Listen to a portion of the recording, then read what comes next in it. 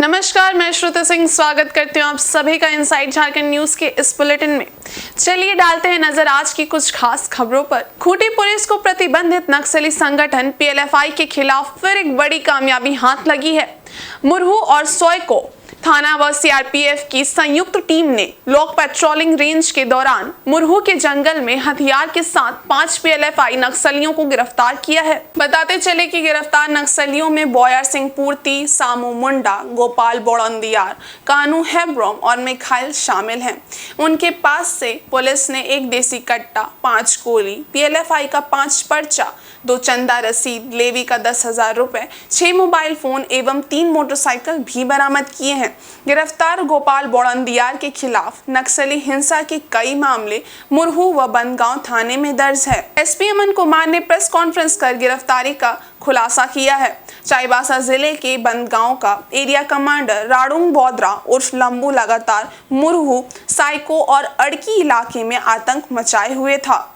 लंबू इलाके में घुसकर मुरहू क्षेत्र के विकास कार्यों में लगे संवेदकों समेत बाजार हाट करने वाले व्यापारियों से लेवी वसूलने का कार्य कर रहा था। एसपी ने बताया कि उन्हें सूचना मिली थी कि लंबू अपने दस्ता के सदस्यों के साथ दोबारा मुरहू इलाके में आया है। इस बार डीएसपी अमित कुमार व सीआरपीएफ के सहायक समादेष्टा राजेंद्र सिंह के अलावा मुरहू व साइको पुलिस की एक टीम बनाकर पास के जंगल में अभियान चलाया गया। अभियान के दौरान लंबू पुलिस को देखते ही भाग निकला, लेकिन उसके दस्ते के सदस्यों को पुलिस ने खदेड़ कर गिरफ्तार कर लिया। छापेमारी टीम में अभियान एसपी रमेश कुमार, खूंटी डीएसपी अमित कुमार व आदि जवान शामिल थे। पीएलएफआई के विरुद्ध लगातार कार्रवाई चल रही है।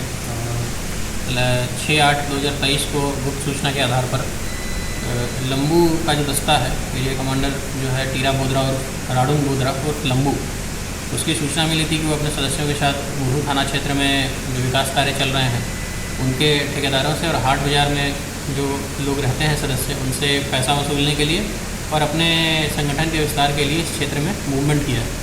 प्राप्त सूचना के आधार पर एसपी अभियान रमेश कुमार, एसडीपीओ खूंटी अमित कुमार और सीआरपीएफ और अन्य सैट और जिला बल के साथ छापेमारी किया गया। जो जाते जंगल में सर्च चलाया गया और छापेमारी किया गया, जिसके दौरान 5 पीएलएफआई के सक्रिय उग्रवादी जो हैं वो पकड़े गए हैं, जिनका नाम बोयर सिंह पूर्ति, सामू मुंडा, गोपाल, कानू हेम्ब्रम और मिखाइल है। ये लोग बनगांव और खूंटी थाना क्षेत्र के रहने वाले हैं।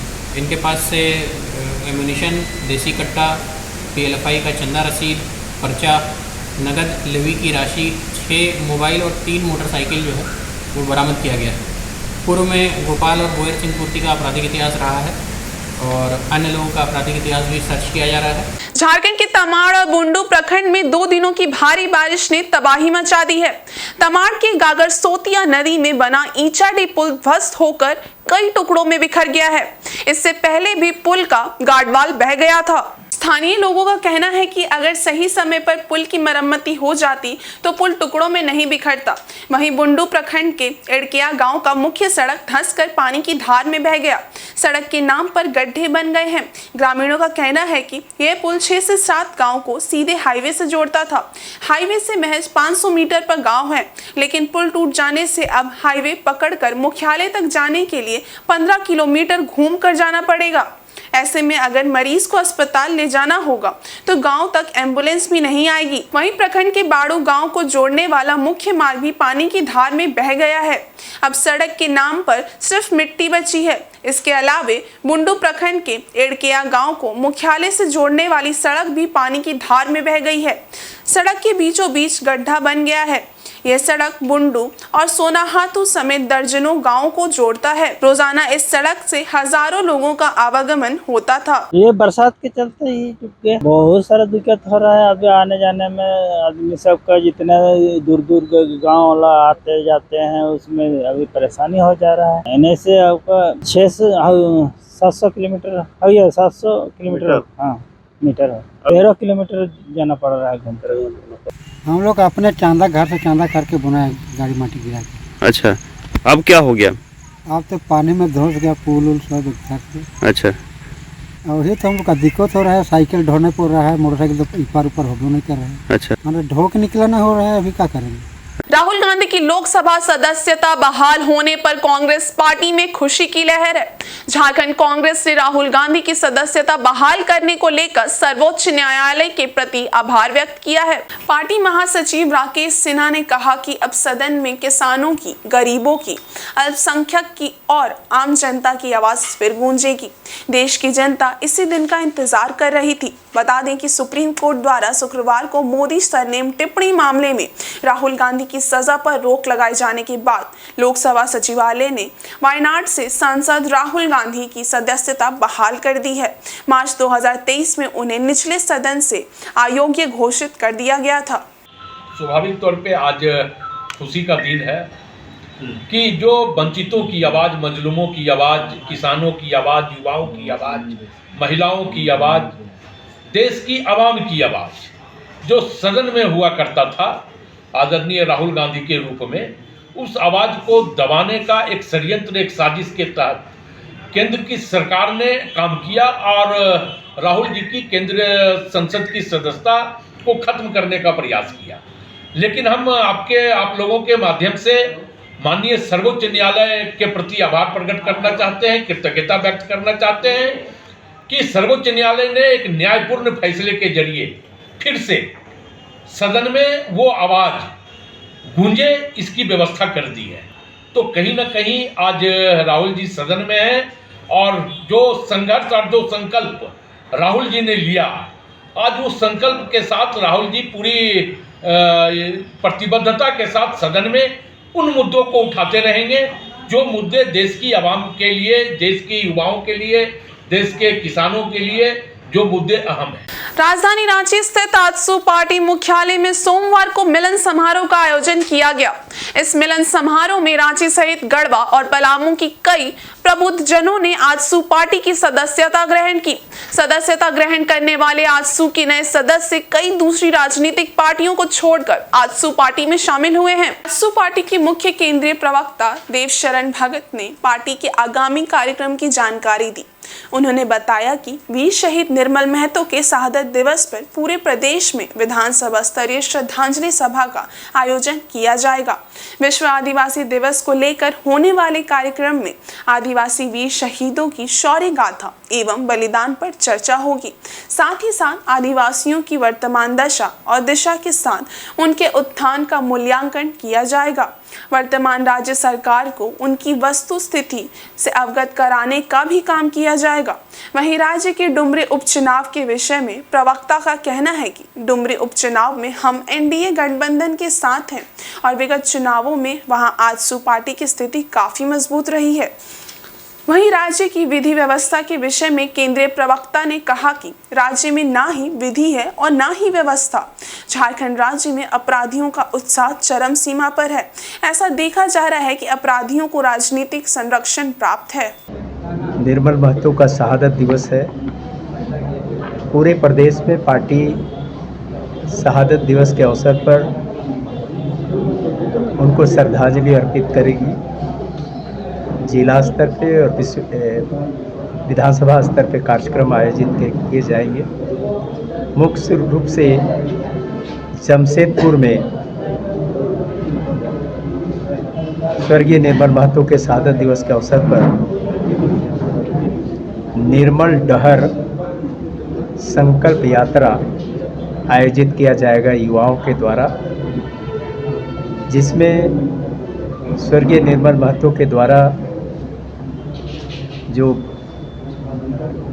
दिशा दिखाए गए या उनका जो सोच था, आजसू गठन के पीछे उनका जो थीम था, इसको लेकर के और संघर्ष को गति देने में उनका जो योगदान रहा है, उसको लेकर के युवा लोग कल संकल्प लेंगे। ये कार्यक्रम है 9 तारीख को पूरे प्रदेश में विश्व आदिवासी दिवस के अवसर पर विधानसभा और जिला स्तर पे, प्रखंड स्तर पे कार्यक्रम आयोजित किए जाएंगे और आदिवासियों के बीच से जो सम्मानित या प्रतिष्ठित लोगों को सम्मानित भी किया जाएगा। साथ ही साथ चिंतन मंथन उनके दशा और दिशा पर चिंतन मंथन भी किया जाए। आदिवासी संगठनों ने इस बार भी 9 अगस्त को भव्य तरीके से विश्व आदिवासी दिवस मनाने की तैयारी की है। चाईबासा के सिंहभूम स्पोर्ट्स एसोसिएशन मैदान में समारोह का आयोजन होगा, जिसमें जिले के सभी आदिवासी समुदाय के लोग एक मंच पर मौजूद रहेंगे और अपनी एकता का परिचय देंगे। पश्चिमी सिंहभूम जिला मुख्यालय में 9 अगस्त को विभिन्न आदिवासी समुदाय से जुड़े संगठनों के लोग एक मंच पर दिखेंगे। उनकी परंपरा और संस्कृति की झलक देखने को मिलेगी। पत्रकारों को जानकारी देते हुए कार्यक्रम के मुख्य संयोजक गणेश पाठ पिंगुआ ने बताया कि पूर्व में भी विभिन्न जगहों पर संयुक्त रूप से विश्व आदिवासी दिवस मनाया जाता रहा है, लेकिन वर्ष 2022 से सिंहभूम स्पोर्ट्स एसोसिएशन मैदान में आदिवासी समुदाय के जिले के 9 जनजातियों और 40 से अधिक आदिवासी संगठनों द्वारा एक मंच में विश्व आदिवासी दिवस मनाया जा रहा है। उन्होंने बताया कि इस वर्ष सिंहभूम स्पोर्ट्स एसोसिएशन मैदान में संयुक्त रूप से विश्व आदिवासी दिवस आयोजन समिति पश्चिमी सिंहभूम के बैनर तले कार्यक्रम करने जा रही है। इसमें 10,000 से अधिक लोग हिस्सा लेंगे। कार्यक्रम में सभी लोग पारंपरिक वेशभूषा में शामिल होंगे। इस वर्ष कार्यक्रम में आत्मनिर्णय के लिए परिवर्तन के एजेंट के रूप में आदिवासी युवा, समान नागरिक संहिता से आदिवासी की रूढ़ी प्रथा और संस्कृति को खतरा, सरना कोड, आदिवासी भाषाएं, कुर्मी के आदिवासी बनने से खतरा, देश में आदिवासियों पर हो रहे शोषण आदि गंभीर विषयों पर चर्चा किया जाएगा। इस बार बहुत ही धूमधाम तरीका से, अच्छा तरीका से आयोजन किया जा रहा है। इसमें हमारे टीम लगे हुए हैं, सब तरफ से संदेश अच्छा ही मिल रहे हैं और ग्रामीण को बताया जा रहा है कि पारंपरिक वेशभूषा में और गाजा बाजा के साथ यहाँ उपस्थित होने के लिए जानकारी दिया गया है और सभी लोग खुश हैं। और इस बार बहुत ही लगभग 10,000 की संख्या में उपस्थित होने का भी संदेश मिला है और उस हिसाब से ही हमारे कमेटी भी तैयार हैं। और ये आयोजन हमारे मुख्यालय सिंहभूम स्पोर्ट एसोसिएशन मैदान चाईबासा में होगी, समय 10 बजे से। और इसी तरह से लोगों को अभी हम लोग संदेश जा करके कुछ गांव में हमारे टीम बैठक करके वहाँ पर बताए जा रहे हैं और इस तरह से इस बार का विश्व आदिवासी दिवस सफल आयोजन होगा। 2023 का जो अंतर्राष्ट्रीय आदिवासी दिवस का थीम है वो आदिवासी युवा और युवतियों के संबंध में है। संयुक्त राष्ट्र संघ ये उम्मीद कर रही है कि जो हमारे युवा हैं वो आधुनिक सुविधाओं से लैस, जैसे अभी इंटरनेट का ज़माना है और वो लोग अपने घर से बाहर हैं, तो उसके बावजूद ये उम्मीद कर रही है कि 3 मुख्य क्षेत्र में आदिवासी युवा अपनी भूमिका निभाए। पहला तो है कि पर्यावरण से संबंधित इश्यूज़ में, जैसे हमारे समाज में पहले कोई भी ऐसा कोई हल्का फुल्का बीमारी होता था तो कोई पेड़ का छाल पीस के लोग पी लेता था और ठीक हो जाता था। तो वो जड़ी बूटियों का आज जो हमारे में उस सीख के रूप में आगे ट्रांसफ़र नहीं हुआ और हमने प्रकृति को भी नुकसान पहुंचा दिया, तो वो ख़त्म। तो ये उम्मीद की जा रही युवाओं से कि वो दोबारा स्थापित करने या प्रकृति को, पेड़ पौधों को समृद्ध करने में अपनी भूमिका निभाएं। वर्षों से अवैध शराब और नशे के कारोबार के लिए बदनाम रहा जमशेदपुर का सीताराम डेरा के युवकों के दिन बहुरने वाले हैं। इसके लिए प्रशासन जल्द ही शिविर लगाकर युवाओं को रोजगार उपलब्ध कराने वाली है। बताते चले कि सीताराम डेरा के उरांव बस्ती का नाम सुनते ही शहर की जनमानस में अवैध कारोबार की छवि उभरने लगती है। दिन हो या रात यहाँ खुलेआम शराब एवं अन्य नशे का सेवन किया जाता है। स्त्री हो या पुरुष सभी नशे का सेवन करते हैं। अड्डेबाजी और मारपीट की घटनाएं आम बात है, लेकिन एसएसपी प्रभात कुमार और सीताराम डेरा थाना प्रभारी भूषण कुमार की पहल पर लगातार छापेमारी की कार्रवाई की गई। इस क्रम में पिछले दिनों बस्तीवासियों का विरोध और पथराव का सामना भी पुलिस को करना पड़ा, लेकिन कार्रवाई की मुहिम रुकी नहीं। अब हालत बदलने वाली है। ध्वनि यंत्र से लोगों को जागरूक किया जा रहा है। इसी क्रम में बीती रात एसएसपी प्रभात कुमार उरांव बस्ती पहुंचे। सीताराम डेरा और सिद्धगोड़ा थाना प्रभारी डीएसपी बीरेंद्र राम, जेएनएसी के अधिकारी, उत्पाद विभाग के कमिश्नर एसडीओ पीयूष कुमार के अलावे भारी संख्या में पुलिस बल उनके साथ था। एसएसपी ने क्षेत्र के वासियों से भेंट कर अवैध कारोबार को बंद करने का आह्वान किया। उन्हें सरकार की कई योजनाओं से जोड़कर रोजगार उपलब्ध कराने का आश्वासन दिया। इसके लिए जल्द ही क्षेत्र में शिविर लगाने की बात कही। प्रशासन के इस पहल से क्षेत्रवासी भी काफी खुश हैं। इनका कहना था कि इतने वर्षों में जो कभी नहीं हुआ वो अब हो रहा है। क्षेत्र में शांति दिख रही है, वहीं महिलाएं भी भयमुक्त हैं। उरांव बस्ती का नाम जब भी हम लोग लेते हैं तो इससे एक स्टिग्मा अटैच हो जाता है कि यहाँ पर अवैध रूप से शराब का गोरख धंधा, शराब का जो धंधा है वो चलता है। तो इस संबंध में रेगुलर कार्रवाई चल रही है। अब बात रही कि जो लोग इससे जुड़े हुए हैं उनको हम लोग किस तरह से मेन स्ट्रीम में कर सकें या वो लोग उनको हम लोग इससे किस तरह से बाहर कर सकें। तो सरकार की कई सारी योजना है, मुख्यमंत्री श्रमिक योजना है या जेएनएसी से संचालित अन्य एनयूएलएम की योजनाएं हैं, पीएम स्वनिधि की योजना है। उन सभी योजनाओं से हम लोग इन लोगों को जोड़ेंगे और जैसा कि सर ने बताया हम लोग अभी एक कैंप भी करेंगे यहाँ पे और ये जो कार्रवाई है ये निरंतर चलती रहेगी। ये जो भी छापेमारी की कार्रवाई है या जिस तरह से भी यहाँ पर कोई भी अगर इस तरह के कार्य में संलिप्त पाया जाता है तो उसके ऊपर जो भी कार्रवाई है वो भी चलती रहेगी और प्लस साथ साथ हम लोग उनको जो भी डेवलपमेंटल स्कीम्स है सरकार के उससे जेएनएसी के माध्यम से या अन्य माध्यम से हम लोग उनको जोड़ने का लगातार प्रयास करते रहेंगे और ये कार्रवाई चलती रहेगी। तो हम लोगों ने पूरे जिला प्रशासन की टीम ने हम लोगों ने पूरा मुहिम बनाया कि इस दाग को इस बस्ती से मिटाना है और यहाँ के जो भी लोग हैं वो जिस प्रकार के रोजगार से जुड़ सकते हैं, बहुत सरकारी स्कीम चल रही है उससे जोड़ा जाए। बट उससे पहले यहाँ का जो इस प्रकार का अवैध धंधा है उसको ख़त्म करना है। लगभग पिछले 15-20 दिन से थाना प्रभारी के नेतृत्व में, फिर डीएसपी साहब के नेतृत्व में अलग अलग टीम बदल करके हम लोग लगातार कार्रवाई करवा रहे हैं। तो दिन में पूरे माइकिंग की जा रही है कि ये अवैध गैरकानूनी काम है, इसको आप बंद कर दें। और उसके बाद अगर किसी को रोज़गार की ज़रूरत है तो ऑफकोर्स सरकार की तरफ से बहुत सारे स्कीम चलाई जा रही है, उसमें जुड़ना है। उसी के तहत कार्रवाई लगातार की जा रही थी। आज भी 4 लोगों को जेल भेजा गया है, पहले भी भेजा गया है। रोजगार की मांग को लेकर बंसीधर पातर ने मुसाबनी स्थित यूसीआईएल बागजाता खदान की ओर जाने वाली मुख्य सड़क को अनिश्चित काल तक के लिए जाम कर दिया है। मुसाबनी प्रखंड स्थित यूसीआईएल बागजाता खदान के समीप फुलझड़ी चौक पर बंसीधर पातर ने रोजगार की मांग को लेकर अपने परिजनों के साथ अनिश्चितकालीन सड़क जाम कर दिया है। मालवाहक गाड़ी और अफसरों को माइंस में जाने नहीं दिया जा रहा है। बंसीधर पातर पूर्व में बागजाता खदान में ही काम कर रहे थे। किसी कारणवश उसे तुरामडी माइंस भेज दिया गया, वहां भी उन्हें काम से बैठा दिया गया। 4 माह बीत जाने के बाद भी प्रबंधन ने अब तक उन्हें रोजगार नहीं दिया है, जिसकी वजह से परिवार के समक्ष भूखमरी की स्थिति आ चुकी है। प्रबंधन से कई बार गुहार लगाने के बावजूद रोजगार नहीं मिलने से तंग बंसीधर पातर ने अनिश्चितकालीन सड़क जाम कर दिया है। साथ ही मांगे पूरी नहीं होने तक अनिश्चितकाल तक सड़क जाम रखने की बात कही। प्रबंधन ने त्रिपक्षीय वार्ता के लिए उन्हें जादू गोड़ा बुलाया, लेकिन बंसीधर पातर की शर्त है कि वे त्रिपक्षीय वार्ता अनुमंडल पदाधिकारी की अध्यक्षता में ही करेंगे। समाचार लिखे जाने तक सड़क जाम जारी है।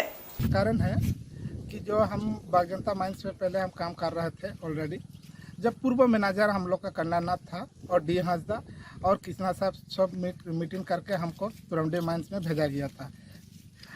3 महीना के लिए वापस लाने का बात हुआ था, आश्वासन दिया था कि 3 महीना के बाद तुमको वापस लाएगा। लेकिन 3 महीना के बाद भी वापस बुलाया नहीं कंपनी। और जबकि हम ऑलरेडी तुरमडी माइंस में भेजा गया था तो हम ऑलरेडी काम कर रहे थे। हफ्ता में 2 दिन करके छुट्टी देता था। एक एंटरप्राइज में काम लगवाया था और वहाँ से हमको हटा दिया कि 5 किलोमीटर रेडिएशन के कारण है कि 5 किलोमीटर हम बाहर है, इसीलिए हम लोग को बाहर कर दिया। और वहाँ स्थानीय नीति लागू है और वो नियम हम लोग का बागजाता माइंस में भी होना चाहिए कि 5 किलोमीटर रेडिएशन एरिया। अगर 5 किलोमीटर का जो बाहर है वो मैनेजमेंट है अपना समझेगा, लेकिन 5 किलोमीटर का प्राथमिकता देना पड़ेगा कंपनी को। अगर नहीं देगा तो पूरा जो मेरा मांग पूरा तो पूरा आंदोलन नहीं रहेगा। पश्चिमी सिंहभूम जिले के आनंदपुर प्रखंड के प्राथमिक स्वास्थ्य केंद्र की हालत बेहद खराब है। लगातार हो रही बारिश के बीच इस स्वास्थ्य केंद्र की छत से पानी रिस रहा है। स्वास्थ्य केंद्र के हर कमरे का फर्श पानी से भर जाता है। मरीज और स्वास्थ्य कर्मियों के लिए इस केंद्र में रहना मुश्किल हो गया है। बताते चले कि छत से टपकते पानी के कारण स्वास्थ्य केंद्र के कर्मचारी ना तो खुद अस्पताल के अंदर बैठ पा रहे हैं और ना ही किसी मरीज का इलाज कर पा रहे हैं। स्वास्थ्य केंद्र के बदहाल भवन के कारण स्वास्थ्य कर्मियों को कई तरह की परेशानियों का सामना करना पड़ रहा है। मरीजों का अस्पताल के बरामदे में इलाज करना पड़ रहा है। बताते चले कि कुछ दिन पहले ही अस्पताल की मरम्मत की गई है, बावजूद इसके छत से पानी टपक रहा है। स्वास्थ्य केंद्र के अंदर जल जमाव से स्वास्थ्य कर्मी त्राहिमाम कर रहे हैं, जिससे अस्पताल में हुई मरम्मत की गुणवत्ता की पोल खुल गई है। अस्पताल के कर्मचारियों ने कई बार अस्पताल के प्रभारी चिकित्सा पदाधिकारी डॉक्टर अनिल कुमार को इससे अवगत कराया, लेकिन कोई संज्ञान नहीं लिया गया है। सहियाओं का कहना है कि अस्पताल की दुर्दशा पर किसी का ध्यान नहीं है। मरम्मत के नाम पर लूट हो रही है। स्वास्थ्य कर्मियों के साथ साथ मरीजों को इसका खामियाजा भुगतना पड़ रहा है। बारिश के चलते पूरा हॉस्पिटल HSC PSC में पूरा पानी टपक रहा। मरीज को हम लोग बैठा कर देख नहीं सकते। सिर के ऊपर, स्टाफ के ऊपर भी पानी गिर रहा, मरीज के ऊपर भी पानी गिर रहा है। पूरा बिल्डिंग हम लोग का जर्जर है। तो ये बताएं। हाँ, सर को जानकारी है। सर तो आए थे उस दिन, खुद देखे भी ऑफिस में। अभी हम मैसेज भी कर दिए कि पानी पूरा टपक रहा है बिल्डिंग में। मैंने बारिश से हालत खराब है सब तरफ ना। PMI का प्रोग्राम चल रहा है और इस तरह का हो रहा था, हम लोग को कठिनाई का सामना करना पड़ता है। मरम्मती का काम होने के बाद भी कोई भी हम लोग को नहीं, पूरा पानी चूरा कोई अच्छा से नहीं किया है। पूरा बिल्डिंग जर्जर करके ही चला और पहले से ज़्यादा चूरा। जी हाँ, पूरा पानी गिर रहा है और सुबह से आकर के कितने 4-5 बार हम पानी तेल के निकल रहे हैं, फिर भी खत्म नहीं हो रहा है। हाँ, यहाँ पर हम लोग का 7 तारीख को क्लस्टर बैठक होता है जी। और आज 7 तारीख की बैठक के दिन हम लोग को यहाँ रिपोर्ट लेना पड़ रहा है, लेकिन यहाँ बैठने के लिए असुविधा हो रहा है। पानी तो पूरा गिर रहा है, ऊपर में भी गिर रहा है, बैठने के लिए जगह नहीं हो रहा है। सरायकेला खरसावां जिला के ईचागढ़ प्रखंड से दुलमी आधारडी में उस समय अफरा तफरी मच गई जब आधारडी की पक्की कैनाल पानी की तेज धार में टूट गई, जिससे कैनाल के आसपास पानी भर गया और इलाके के लोगों का आवागमन पूरी तरह से बाधित हो गया है। तबाही तो तब दिखी जब कैनाल टूटने से 30 से 50 एकड़ खेतों का मेड़ टूट गया। खेतों में रोपा गया धान भी बहकर नष्ट हो गया। कांची सिंचाई परियोजना से कैनाल में पानी छोड़ा गया था, जिससे पानी का बहाव पक्की कैनाल सह नहीं पाया और देखते ही देखते टूट गया। आपको बता दें कि लोवाडी से आधारडी कैनाल का निर्माण सिंचाई विभाग द्वारा 2019 में किया गया था। पक्कीकरण के 4 साल बाद ही पक्का कैनाल टूट गया। सिंचाई विभाग द्वारा तत्काल अस्थायी तौर पर मिट्टी देकर टूटे जगह की मरम्मती की बात कही जा रही है। कैनाल के एक तरफ पक्की सड़क है, जिसके टूट जाने से कई गांवों की आवाजाही बाधित हो गई है। वहीं आजसू के जिला सचिव वीरेंद्र नाथ महतो ने कहा कि आधारडी के पास कैनाल टूट गया है, जिससे सड़क बह गई और खेतों में लगे धान नष्ट हो गए हैं। उन्होंने सिंचाई विभाग से नहर व सड़क की मरम्मती कराने व किसानों को मुआवजा देने की मांग की है। आज जो है आधारडी के सामने आज कैनाल जो है टूट गया, जिसके कारण रोड का भी क्षतिग्रस्त हो गया। आज जो है 10-15 गांव हाड़ा बरदाडी सब उन लोग का आवागमन मिलन चुकाने में बाधित हो गया है। आज अगर हम लोग पहले से सजग रहते तो घटिया जो रोड और ये कैनाल जो बनी थी उसके कारण आज कैनाल पूरी तरह क्षतिग्रस्त हो गया और जो है बहुत सारे लोगों का धान का खेत जो है बुरी तरह रोपनी किया हुआ खेत नष्ट हो गया है। अब वक्त हो चला है एक छोटे से ब्रेक का। ब्रेक के उस पार है कुछ और खास खबरें। तब तक के लिए देखते रहिए इनसाइड झारखंड न्यूज। धन्यवाद।